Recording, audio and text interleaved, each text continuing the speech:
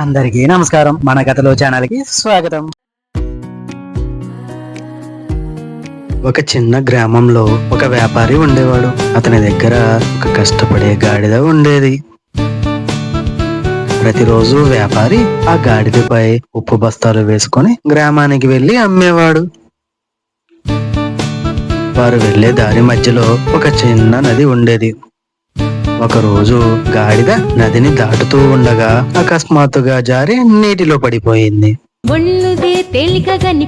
అప్పుడు ఆశ్చర్యంగా ఏమైందో తెలుసా? ఉప్పు నీటిలో కరిగిపోయింది. అలా బస్తాలు చాలా తేలికగా అయిపోయాయి.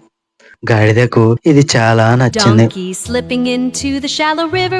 అరే, ఇలా పడితే నా పని చాలా తేలికవుతుంది, నాకు అసలు బరువే అనిపించట్లేదు అనుకుంది.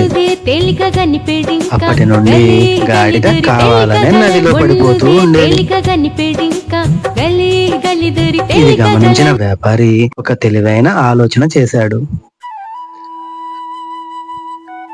ఈసారి ఉప్పు బస్తాలకు బదులు పత్తి బస్తాలు గాడిదపై పెట్టాడు.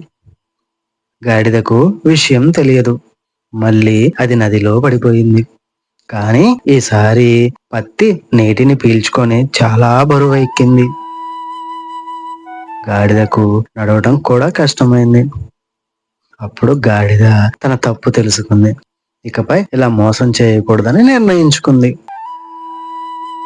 ఈ కథలోని నీతి ఏంటంటే, తప్పు పనులు ఎప్పుడో ఒకరోజు మనల్ని కష్టాల్లో పడేస్తాయి. కాబట్టి మనం నిజాయితీగా ఉండటం అలవాటు చేసుకోవాలి.